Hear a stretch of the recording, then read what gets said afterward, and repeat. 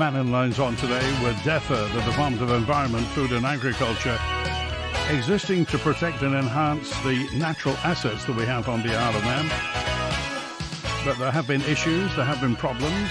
Obviously, sometimes there's a tension between environmental protection and sustainable, productive and profitable agriculture. We have to maintain the plantations. We talked about the health of the trees last time we were in. And at the back of it all, we have climate goals, and of course there are economic realities. And Clare Barber MHK is with us, and Tim Cowsill, Chief Officer. Fastamai, hello, hello. Hello, Fastamai, Andy. Okay, so last time we talked quite a bit about the trees, ash dieback and Dutch elm and what's to be done with it. I drove down Faulty Will the other day. It looks a bit like a tree skeleton place. I mean, there are lots of, it may be just the image, but there are lots of... Are there many dead trees on the Isle of Man, Claire? So the work in the plantations is slightly different, although there was unquestionably challenges with tree disease spattered in amongst that. But obviously the plantations were planted as a crop. So having done work post the storms, looked at the forestry management and across the island, what was realised, if we didn't start to actually crop some of these trees soon, we would see the value start to depreciate. So we were very keen to put a proper plan in place. That obviously has led to quite a stark change on the landscape, it's fair to say. And then alongside that, we know that there has been work around tree disease too. So I do acknowledge that that's significant. But what it's given is an opportunity, and we've been consulting on forestry management plans just very recently, actually, from the department.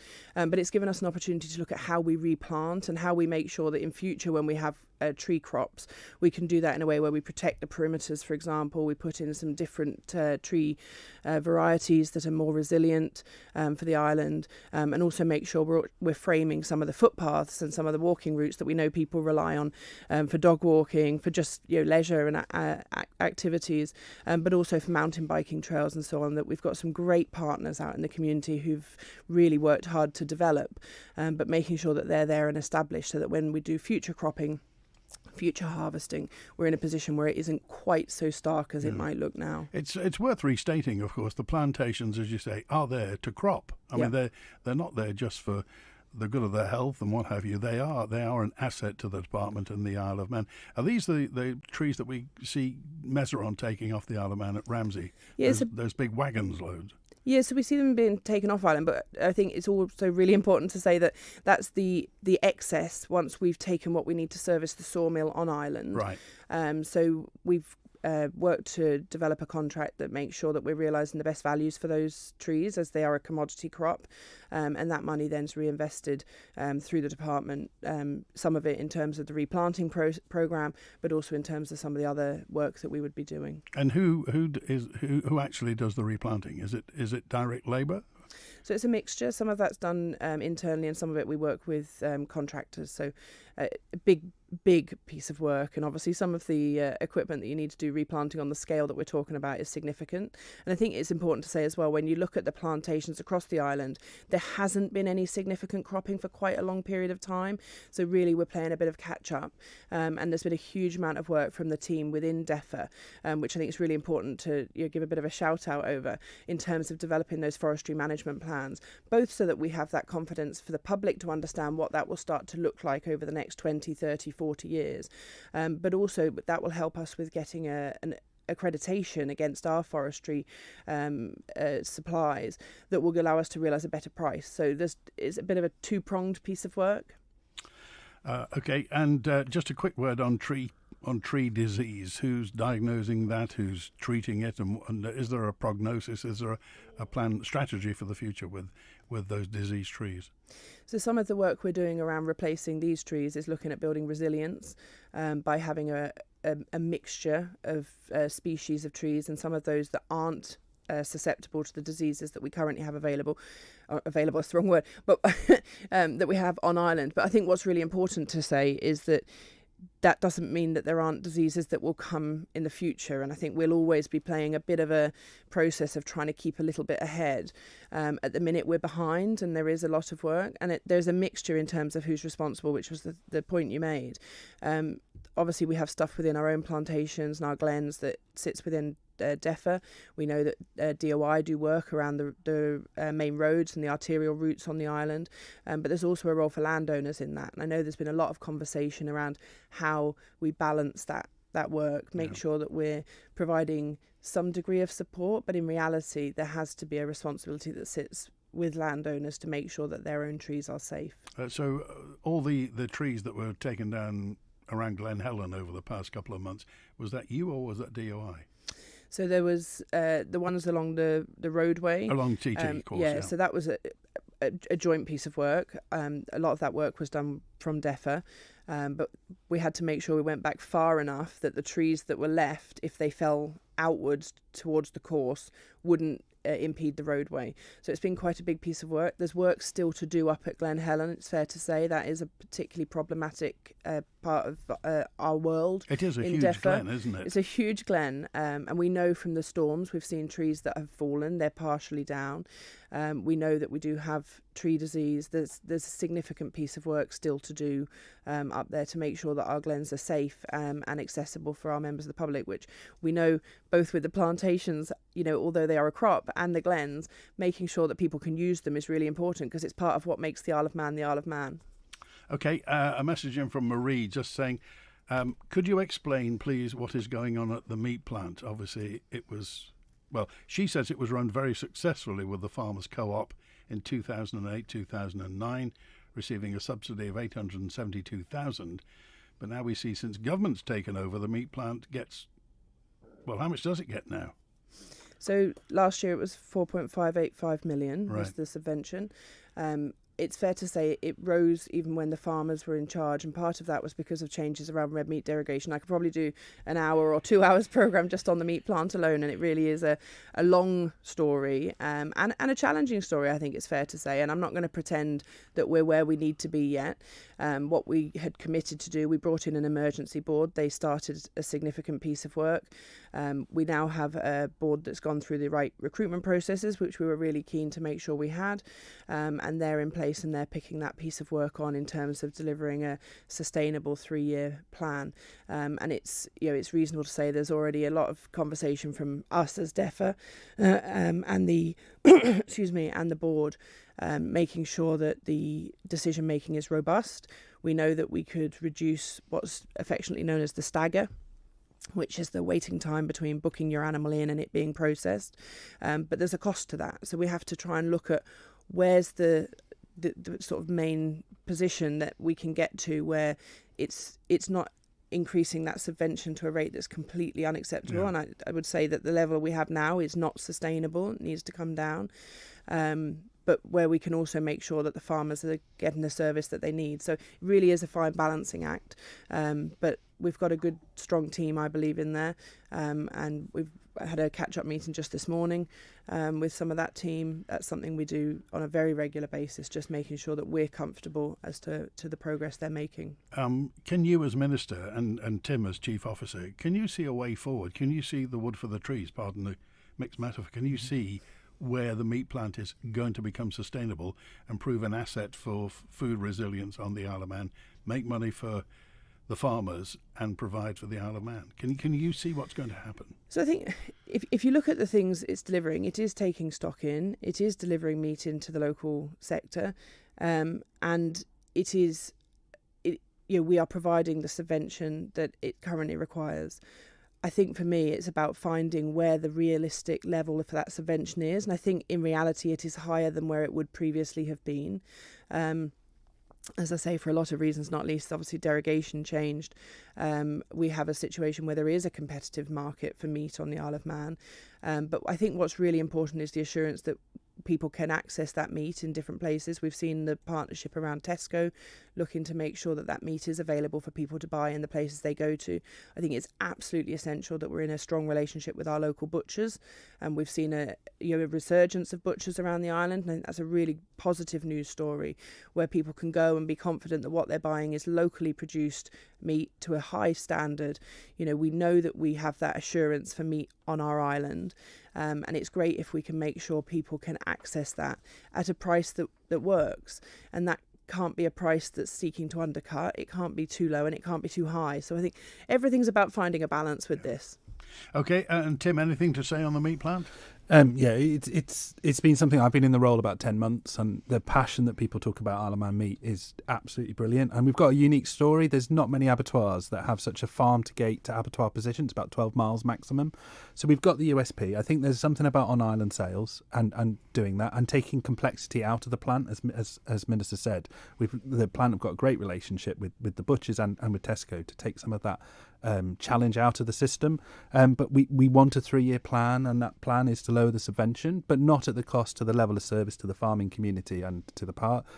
As we've over the last couple of months, the position of animal health with diseases all around us at the moment, it shows the importance of having a meat plant for the island. If we didn't have the access to that market, it could be a massive detriment. We have a huge herd of around 100,000 animals to look after, so that all the positions are there. It's about just taking that complexity out. But we ran through the process of the new board members, and we've got some really unique experience. We've got on-island experience, and we've also got off-island experience, so we can get that balance between the two and make sure that we're kind of moving forward. So I think we're feeling confident in position, but it's incredibly difficult because the last thing we want to do is impact the farming community as a result of us trying to make cutbacks in that system when it's so important to us. Okay, I'll add to that. Could you ask Clare Barber, says Andrea, what discussions she's had with the farming industry regarding the BSE issue and the 6-month delay between officers being notified and you being made aware, and what procedures have been put in place to ensure it doesn't happen again? So, I mean, we've had a lot of conversation, as you'd expect, with the farming industry, and we're putting out monthly updates to producers, obviously acknowledging the impact that's had. We also made a point of meeting with the UK Under Secretary of State for DEFA, and what was really interesting, I think, in that conversation was almost a lack of awareness of just the size of the herd, as Tim's pointed out previously. You know, not just the size of herd on island, but the number of Manx-born cattle that there were in the UK. So when they've made that decision, they haven't only impacted our Manx farmers, our Manx producers, they have inadvertently impacted their own farmers and producers in the UK, and they had no awareness of that at all. So I think it's been quite a steep learning curve for the UK. I think it's been an opportunity for us to push to have more regular meetings with DEFA, and they've certainly been welcoming that, but also for our chief vet to have more regular meetings. So as it stands at the minute, the chief vet goes to meetings, they're in conversation with them regularly, but the actual update meetings, they're only normally going to twice a year. So we've sought to have that increased off the back of this, because the problem is if you're not going to all the meetings and you're not seeing all the minutes of all the meetings, you don't know what you're missing, and that seems to be exactly what's happened here. They've proceeded with something, then by the time they've notified us that that was something they were doing, we're not in a position to be able to join that application. And as misfortune would stand, this particular process only gets reviewed, or there's only an opportunity to submit once a year. So May 2027 is our earliest opportunity to be considered, because you have to have your papers in by September the previous year. So we had missed it because we didn't find out till November. So because of the timings of this, we've reached out to see, are there any opportunities to consider in a slightly different order to try and open some give into this process. The UK have tried to help us in that regard, but we're reliant on the World Organization of Animal Health and also the EU, and unfortunately neither of those have to date have indicated that there's any ability to change the schedules that we're working towards. Okay, back to the glens, and this is text to 614. In the glens, when trees are felled or fall down, why are they just left there sometimes? It's a whole host of reasons. So sometimes it's accessibility. We know, I mean, some glens we really have a challenge with in terms of being able to actually access and resolve those problems. And sometimes it's just the scale. You know, when we look across the island at the number of trees that fell, certainly when we had that little series of 3 storms in quite quick succession, the reality is we have a relatively small team of people. We have put some of that work out to the private sector, and we work very closely with a number of private sector organisations in terms of delivering tree management on a practical nature, but it is just the scale in reality and accessibility. Okay, let's get to the lines, and I think Julian's first with us now. Hi Julian, you're live with Claire and Tim. Hi Andy, and hello Claire and Tim. Hi Julian. Morning. Hiya. Yeah, it's a shame with the BSE thing that the opportunity wasn't taken to get us to the negligible risk in 2008 because we haven't had BSE here since 99 in this century. So perhaps we should have done it 18 years ago. Yeah. Anyway, at last Friday's Moore Vannin Marine Consenting meeting, the independent panel members asked representatives of Ørsted, along with your department, DEFA, and the DOI, what benefits the Moore Vannin wind farm would bring to the Isle of Man and its residents. And despite multiple questions from the panel, no answers were forthcoming from Ørsted, your department, or the DOI. How is the independent panel meant to judge the balance of harms to benefits of Moore Vannin when they're being stonewalled on all the details relating to Moore Vannin? If I can pick up, I will just respond, just around the point you made on BSE, because I think it's an important point. One of the things we would just put on record, actually, is when you look across the whole of the United Kingdom and the Crown dependencies, the record and the position of the Isle of Man is the strongest in terms of our last occurrence of BSE. So it does put us, we hope, in good stead, and I think it's just worth putting that on the record, Julian. So thank you for just flagging that. But I can't comment why nothing was done in 2008.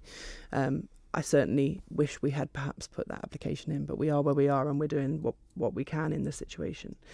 Just in terms of Ørsted, from my perspective, obviously our department go with a very specific remit and elements that they can talk about, and that is for those officers to be able to talk on those topics. So I can only comment that the elements that we have been focused in around have been environment, have been impact obviously on the environment, have been health and safety, and have been fisheries as some of the key areas. And the benefit, I'm not sure, would be something that would fit within DEFA's officers to be commenting on. Tim? Yeah, I think the process that you're running through is you've got these batches of hearings to work those elements out, and I think the examining body do have the position that they can add extra information in or request information from government, so that process can run through, and that's kind of why we're doing it like we are. It's just that the responsibilities for DOI and DEFA will be very focused on their individual remits, as Minister said. Julian? Yeah, you say your remit for DEFA, but Ken Milne at DEFA admitted during Friday's session that they are negotiating with the UK over the subsidised contract with Moore Vannin. So how is this unprecedented action possible when there's been no mention of it in any sitting of Tynwald or even a vote from Tynwald members? And while I'm mentioning this, finally, the lawyer that's representing the Isle of Man at these sessions, Robert Garden, told the panel that he has no problem with Ørsted's financial capabilities despite their appalling share price. But I noticed that his law firm, CMS Law, has a mission statement which contains the sentence, "From the climate crisis to inequality in line with the objectives of the United Nations Global Compact." So with a mission statement like that, I'm doubting if the lawyer that we're paying for will provide any meaningful pushback against Ørsted, especially considering he was involved and worked with Ørsted on the Hornsey Wind project. So no doubt would not want to damage any chances of future contracts with Ørsted. Has his conflict of interest been mentioned to the panel out of interest? I think I would be very cautious about making allegations of this nature that I'm not in a position to push back against. And should there be any questions of this nature, I think there are very clear processes where people can raise those questions. Yeah, and the thing is, Julian, if you have firm evidence about this, then you need to bring that out into the open, because we don't to add 2 and 2 and make 56. No, but I'm just amazed that the Isle of Man has managed to hire CMS Law when Ørsted mentioned that they are a partner law firm, along with Pinsent Masons, who are currently representing Ørsted at the sessions. So could we not have picked another law firm that wasn't actually a partner with Ørsted, that was supposed to be representing the Isle of Man and our interests? Okay, all right, Julian. Anything else, Julian, was that it? Yeah, pretty much. The BSE thing I think is quite important. I'm quite curious as to why, Claire, you could have applied for this BSE change in 2022 during your first year of office. That might have given us some advantage over the UK in terms of export to EU via Ireland, I would have thought. Whereas now, the farmers are in a dire strait because some abattoirs in the UK are refusing our meat because of what is effectively our late paperwork filing. Yeah, as I say, Julian, it certainly wasn't something that had been raised by us at officer level. The other thing I think it is worth flagging is even at the point that the UK had introduced their application and mentioned it, I think about 7 months after they put it in, via our vet, which all of this has been shared with the farming community. We've published stuff. We have nothing to hide from this perspective. We were advised that there was no intention to change the processing. Unfortunately, that then has changed. They have chosen to change the processing, and I understand the reasons why they've gone down that road. But that's the thing that specifically left us in a challenge, is because there is a variation in the processing, and a lot of that is around how they're selling into the EU markets, as you rightly point out. I think that, though, it is just worth highlighting that there are routes to market. We have seen a small dip in the number of animals exported, and that has also been seen in a slight increase in the number of animals processed locally. But they are being processed away. We are in conversation with the union, with producers, in regard to this and the impact on producers. We know that there is a mixture, actually, when we've talked to abattoirs, and we've reached out from DEFA. Some of them will take the animals, but they are levying a charge, so there's a discount per kilogram on producers. Some are saying that they will just take them, but they will have to change their processes around, so they would take them on perhaps a given day rather than just at any time. And some are choosing not to take them. Now, some of those are people who didn't ever take Manx cattle. They weren't specifically looking for them. But it really is quite a mixed bag, and we have reached out to all abattoirs to try and make sure that that information is in one place. But as I say, we continue to work with the union, and we've certainly reached out to producers for specific evidence where they can demonstrate they've had those losses, to help us to build a case to make sure we can provide the right and appropriate support. OK, Julian, thank you. We're live with DEFA till 1 today on Mannin Line. Looking for your next staycation-inspired escape? Keep it closer than you think with Logan Air. You can now save 20% on flights with promo code TARTAN20. All the escape with none of the long haul. Near really is the new far. With Logan Air, your next staycation is cleared for takeoff. To save 20%, book by midnight on Tuesday, 19th May at loganair.co.uk. Terms, conditions and exclusions apply, subject to availability. That new furniture feeling, it can become a bit of an obsession, and that's just how we like it. Fresh collections are now in at Lifestyle Furniture. Beautiful living and dining ranges, sumptuous sofas, sensational handmade beds from Harrison Spinks, Enchanted House, and more. Plus, dazzling art and decor to complete the look. Find your new obsession. Visit Lifestyle Furniture. Pop in at Snugborough Trading Estate, Union Mills. Open 7 days a week. Charity of the Week, brought to you by Kell Properties. Alzheimer's Society give hope and help for people living with dementia. We offer a range of support services, from a listening ear on the phone to a visit in person, and through our group's opportunities to connect with others living the same experience. We can offer you help. Call 613 181 or email isleofman@alzheimers.co.uk. This advert is brought to you by Kell Properties. In April's Tynwald sitting, the Health Minister moved a general debate on the mandate to Manx Care and Manx Care operating plan. With the recently announced resignation of Manx Care's Chief Executive Theresa Cope, I thought it was timely to listen to highlights from the debate. Other than the Minister and Chief Minister, just 2 MHKs took part in the debate. We hear their contributions in a gentle spat between 2 MLCs who also spoke.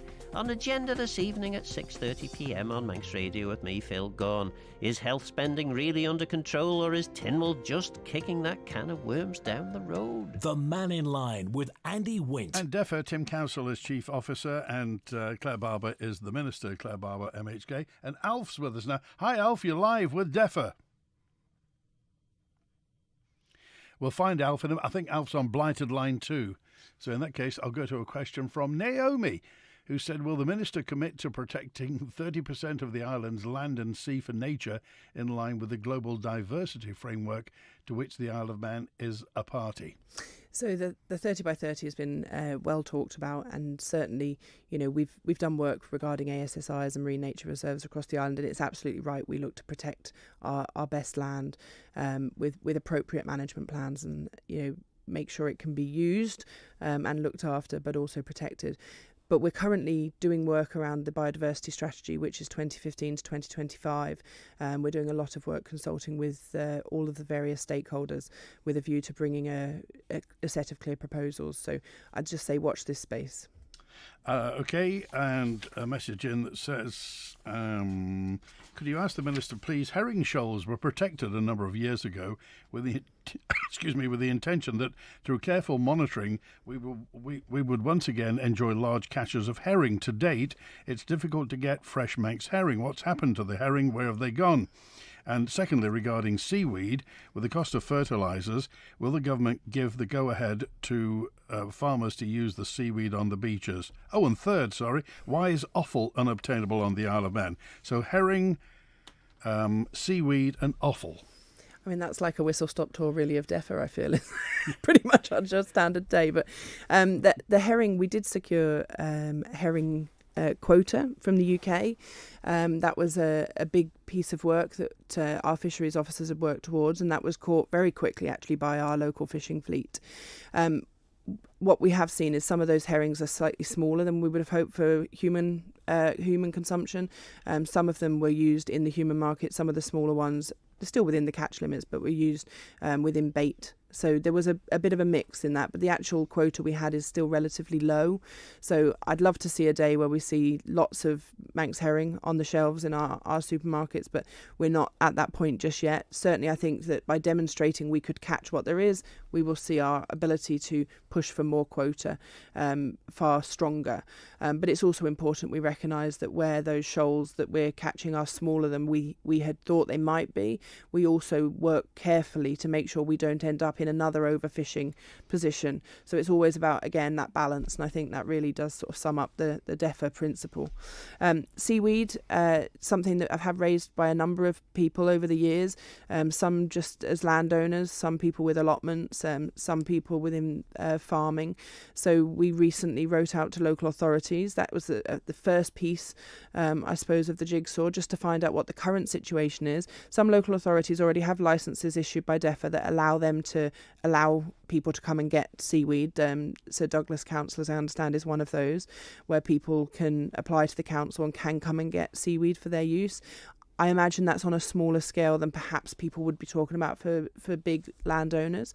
But certainly in a world where fertiliser prices are so volatile and increasing pretty rapidly, and we know that there potentially could be challenges around getting access to fertiliser, it felt like the right time to do a small piece of work within DEFA to look at the opportunities that exist for alternatives such as seaweed and perhaps other products as well. So we're going to use a STEP student, so it's someone who's essentially working through a graduate programme.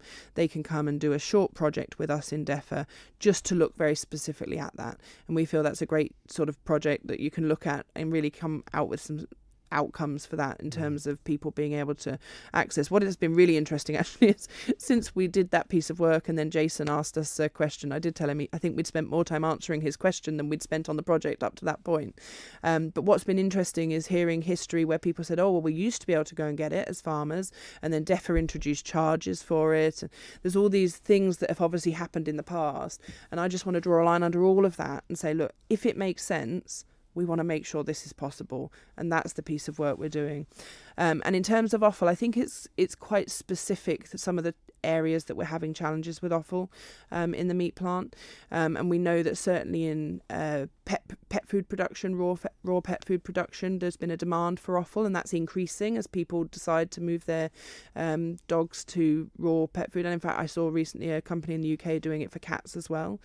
So we want to make sure we're fulfilling that, but we have to do that responsibly, and the standards required for animal food is exactly the same as required for human consumption, as you'd expect, and we're running a factory that absolutely has to meet all of those relevant standards.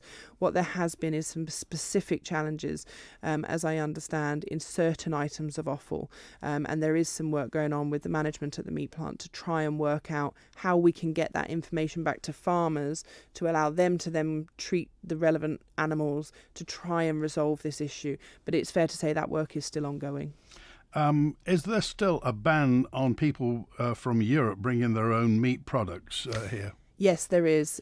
So Anne says this because she's got some German lads coming over for the TT, and she wants to tell them whether or not they can bring their own sausage. Yeah, brilliant. So thank you very much actually for flagging that, and it's a really important point. We have got signs up at the airport, but we've been talking both with the airport and the Steam packet about how best we can get that messaging across. There will be announcements made now on the Steam packet, certainly during TT in a number of languages, German being one of them. So hopefully her guests, if they're coming via the boat, will hear that.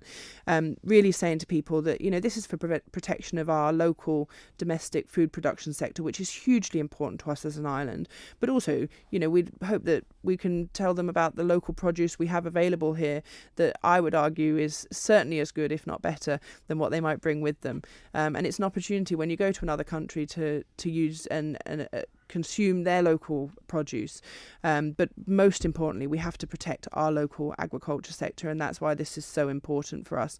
So yeah, absolutely no dairy produce, no meat are allowed to come into the island unless they have come through very specific protocols, and that would be through supermarkets in proper packaging. There's a lot of requirements. So stuff that you just bring in that hasn't been verified in the back of your camper van or in your suitcase, that's not okay. So yeah, anyone who can share that message, and if anyone wants posters, if they've got a campsite, if they've got a bed and breakfast, anything like that, we would be happy to provide them with posters. And if they wanted to drop an email to defaminister@gov.im, I'd be happy to make sure that that's provided for them. Okay, we found Alf. Alf, sorry we lost you. You're live with DEFA. Hi, Alf. Hello, good afternoon. Good afternoon, Claire, Tim and Andrew. My first time on Mannin Line, so I've got a question not relating to farming, despite the fact I own Cowsill Farm and we have 2 meat producers on the farm, 2 young Manx families producing cattle and sheep. My questions today are relating to building control and planning, and the questions are to Claire. How do you think building control are doing? And are they helping the industry and the wider island economy? I mean, that's a really broad question. So building control work to a set of rules and frameworks. And if you've got feedback on anything specific, I know we've talked about lots of other topics in the past, Alf, but certainly building control, I don't think is one we've segued into. But, you know, if there is specific feedback in terms of either whether you think those rules they're working to are wrong or whether you think they're not working to those rules, then I'd be happy to look into that. Equally, I mean, building control isn't only done within DEFA. Douglas and On can both run their own building control sectors. So they work in partnership. They're all working to the same rules, but there are 3 different bodies delivering building control on the island. So without a bit more context, Alf, I think I'd struggle to answer the question. Anything particular, Alf? Are they efficient? Do you think that's efficient for the island to have 3 separate building controls? I certainly haven't got any feedback to suggest that it's not working. Well, surely it would be more efficient if we had 1 building control to cover the island. It's a very small island. I think from a legislative point of view that they are the same, but in terms of the teams and the different ones, I know that they work all very closely together because they're incredibly difficult roles to find people that are trained in building control and with that construction experience as well. So I do know that they do support each other. You're better off with 1 department. Well, and then you would have less people, surely. Well, I don't think we've got enough, if I'm perfectly honest, across the island. In terms of building control inspectors, there is a very, very small number of them. So it's not like the departments are wide-ranging and large. I think there's only about 2 in Douglas, and I think we've got 3. But they do cross over. But actually, it's an area of that we don't have perhaps enough resource to cover the level of development and support. And we spent quite a lot of time updating our building regulations so that they are fit for purpose and put all those positions. But I don't think there is a massive team somewhere. And if there is, we'd love to find them. Well, I personally think you'd have a more efficient department if it was in 1 house. My experience of building control is excellent, by the way. I've got no complaints whatsoever. But I think you would be more cost effective to have it in one place. We'll leave that one there and we'll go on to planning. Planning. How do you think planning are doing, and are they helping the industry and wider island economy? I think we've made some changes around planning that personally, I think, have made a significant difference. So some of the elements around appeals, as an example, where we've changed the legislation, that's in conjunction. Our planning officers have been instrumental in telling us where those blockages are and how we can change them. So previously everyone had to wait for the standstill period after they'd been told planning had been approved. We've now taken that to a position where if there was no one who had the right to object, who had objected, and the only person who could object is the applicant, we've now removed that standstill period so you can crack straight on. That seems to make eminent sense. And there's a number of other tidying up processes we've done. We've also looked at the major infrastructure, major projects work, and how we can support that by getting that early information in. So there's been a number of changes. I mean, there really is lots of little bits of detail. And we've also looked to resource the planning unit with more staff, because we do acknowledge that when we've got lots of applications in, and also some very complex ones across the island, it's really important that they've got enough staff. Yeah, and I'd just like to add very quickly, the planning, we've put a new system in place, and now that when you go on the website you can see far more information about where applications are up to. We have moved quite a lot of things into permitted development, which means it doesn't need an application anymore. So I feel we have invested quite a lot to make that streamlined process. Don't get me wrong, I think there's still work to do, and the team are constantly trying to improve that. But I think in terms of supporting planning, number of applications that have been supported and through, and those lead times through that application process, which is now very, very visible on our planning website. You can see exactly where your application is up to, and you can see how long for. So I feel like we've opened up that process considerably, but planning is very, very difficult. There are more and more things that planners have to put into an application to understand it, in terms of different statutory consultees and those positions. That is a real challenge, and that's the part that we are putting more pressure on the planning system to make decisions with more variables, and of course that causes. Alf? Okay, yeah. Well, I think they need to do better to help the economy. This economy needs a bit of a start, in planning, in my opinion, is holding us back. Okay, Alf, thanks for calling today. Phil dropped a note in just to say, I understand there's monitoring of vehicle emissions in places on. Is this something DEFA is responsible for, Clare Barber? So we've just completed an air monitoring trial. So we did that over 2 years. That was a commitment we'd made in the island plan. Really just to understand, was the monitoring that we were doing sufficient? There'd been a lot of talk in Tynwald and in the wider community. And actually we're really pleased that the figures across the island, around our schools, on our main roads, our busiest roads, the most congested roads, actually our figures are well under the acceptable limits and far better than our neighbours. So that's all published, that's all available. Right. And we've Is that now on the DEFA website? Yeah, that's on the DEFA website. We can share the link with you, Andy, if you want to afterwards, so that you can pop it out via the radio station. But certainly there's it's a good news story.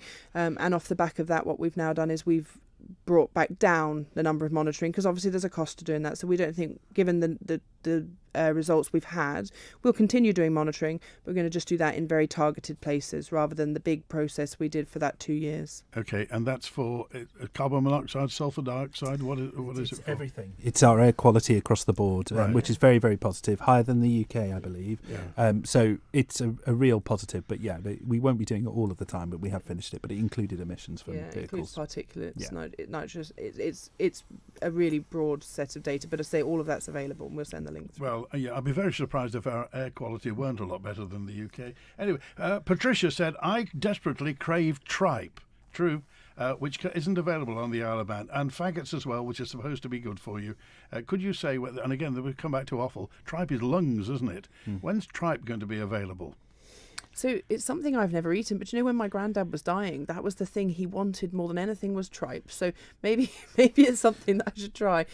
I think it falls into that same piece of work that we're doing at the meat plant, is looking at how we can make things available. There are some things it may well be that we won't have available because the cost of retrieving them exceeds the value that we can realise for them. So I do think there is a balance. So I think if you ask your butcher, then that would be a good way to do it, because at the moment they are focusing that support towards the pet food production. At the moment it's about carcass balancing, but actually I think if you ask for it and go through those processes at your local butcher, then they'll find a way to get it. Tripe is very big in Spain, Claire, did you know? They dry it in the sunshine, they eat it like biltong. Like jerky, yeah. Yeah, Yeah, they no, use it. So it's. I've seen it in other places, but I say it was the absolute one thing when my granddad was unwell. That was what he wanted, was tripe, and I was thinking, goodness, I've never had it, and I've still never had it. So thanks to Patricia for reminding me. I must see if I can source some. Yeah, yeah. Thank you. Thanks for that. It's 1:45. We're talking tripe today. Hyacinth and Richard Bouquet invite you to one of their famous candlelight suppers aboard one of our trains. Onslow and Rose are coming along too, so let's see if the night runs smoothly. Don't miss Comedy Candlelight Supper, Friday the 3rd and Saturday the 4th of July, departing at 7 p.m. To book, call 697-457 or visit rail.in.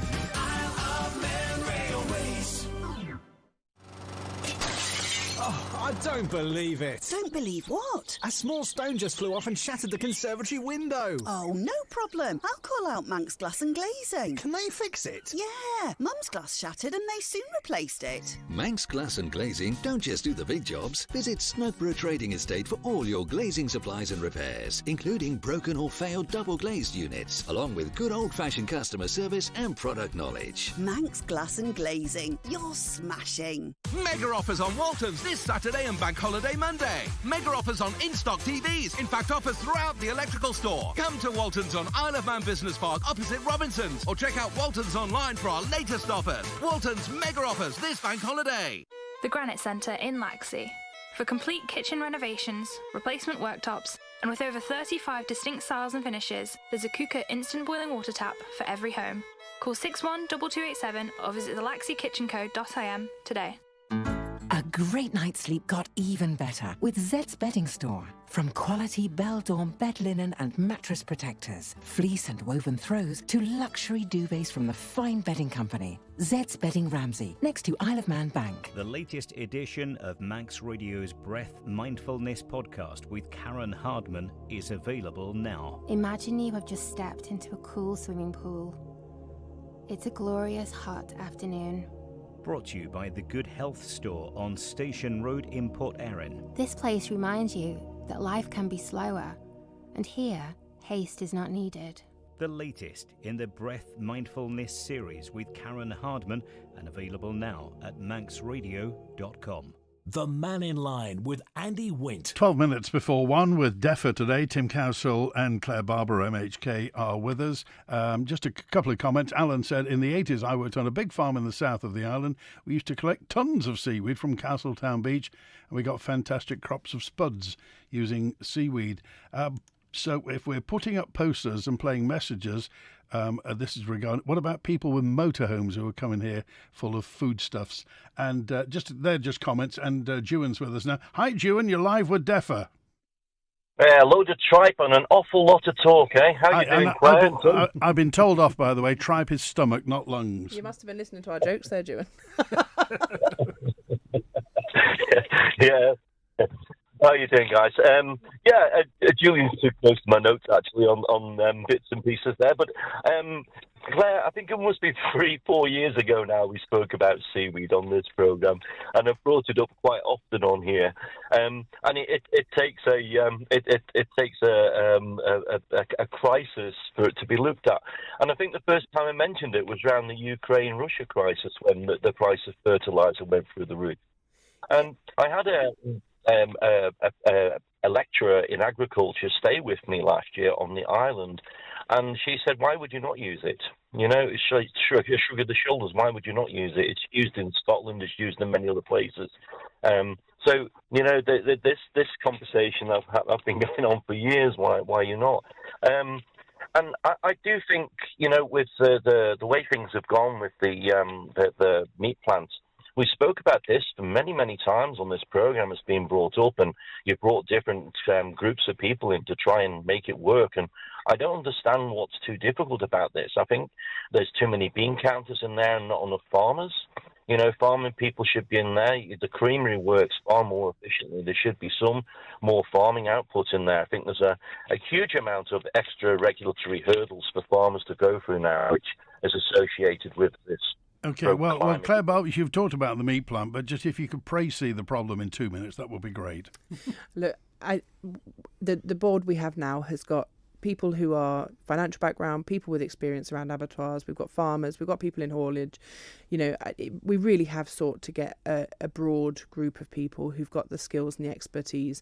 And of course, the FMA are the co-shareholders on the meat plant, and they represent producers. So they're at the table. We have the meetings with them, we talk with them, and they have their own shareholder director who sits on the board at the table, and I think that's absolutely the right way. In the future, is there an option to move to a model that's more similar to the creamery? And maybe there is. Certainly from our perspective, there's nothing that's off the table in this regard. We're really keen to have these conversations around what structure looks like. Well, what's off the table is putting the subsidy up, presumably, because you seem determined to drive it down. Yeah, so I don't want to see the subsidy going up, because I acknowledge that when we're putting more money into the meat plant, there are other sectors of farming that aren't getting that money in supporting them. So it's the same pot? It's not quite the same pot, but when I'm going to Treasury for more money, if I need additional funding, it's a much harder conversation to have if I'm already going because I need more money for the meat plant every year.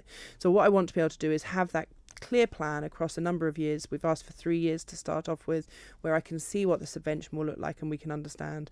And the other thing that we've said is we don't want to close the meat plant. We recognise absolutely, as Tim said earlier, with biosecurity issues and diseases that we see, not that far afield, if we're honest, we could end up with a position where our borders for exports were closed, and I absolutely hope we don't find that.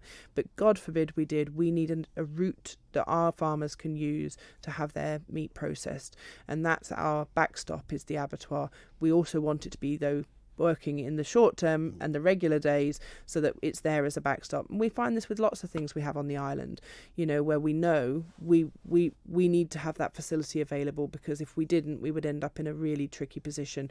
God forbid one of these things that are not a million miles away. We've had foot and mouth just in the Greek islands. We're not miles away from these things, and I think we have to be realistic. But it's also very important to be clear that the subvention hasn't impacted farming and the money or the support that we give to that sector directly. We've managed to balance that so that we do keep that level of support across the sectors. Okay, Joan? Yeah, and just on another point, I know we're short of time, just on a separate point, Claire, your position on the Climate Change Transformation Board, is that a conflict of interest when it's going to come to the planning for the Erie Staine wind turbine development? No, but I would be conflicted because it's on DEFA land. Okay, all right. Joan, thanks for calling today. More messages in. Andy Tripe is stomach lining, thank you. Lung is only really used in haggis, and we're not producing haggis on the Isle of Man. With Tim Cowsill and Clare Barber today, and lots more messages about whatever happened to the energy efficiency grant and the green living grant, and what's the next stage in this? You have 2 minutes, Claire.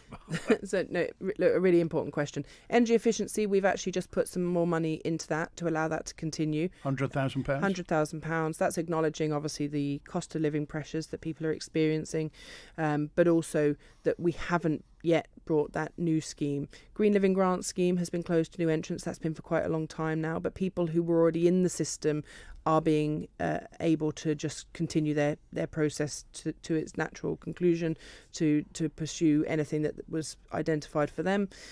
We're currently in the process of just pulling together what will be the Heatwise Home scheme.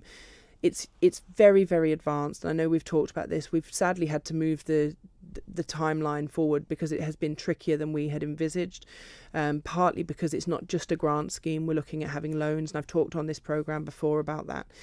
So the work is there. We've got to go, we've got to finalise the processes through Treasury, and Tynwald ultimately it will need to come to, and we're aiming for July for that. Absolutely keen that this needs to happen. All the work is there in the background. It's been a really big piece of work for a relatively small team, and it certainly has been more complicated than we'd hoped, but it is on its way. But I mean, that scheme was very popular, wasn't it? The Energy efficiency, absolutely, yeah. And Green Living Grant, once they ironed out a few... Was it too popular? No, I don't think so. I think it's made genuine differences to people's properties. And I did a bit of calculation the other day and had worked out that the amount of loft insulation given out in the energy efficiency scheme would get you from the Sound to the Point of Ayre and back again with a little bit extra. You might get back to St John's. It's a really significant amount going into our houses around our islands, helping people reduce their bills, but also making sure that we're not emitting heat just into our environment. So it's a win-win on every level. And again, it just shows the importance of balance and and how you can help the environment and help people's pockets all at the same time. Okay, when those loans happen, then who'll be the lender? So that's the piece of work we're just working through at the moment, but ultimately it would be done with an underwrite through the climate change funding, and that's why we want to make sure climate change funding, people talk about £42 million of climate change funding just being thrown out into who knows what, and in reality the vast majority of that money to date has gone directly into people's pockets to pay for improvements to their properties, and that's absolutely something that we're looking to continue with this scheme. Okay, and again this is a big question with a short period of time. The future of fishing in the Isle of Man. Is it a good future? Is it a positive future? Or are we looking at a declining industry? So obviously there's different elements of fishing, whether it be recreational fishing or whether it be commercial fisheries.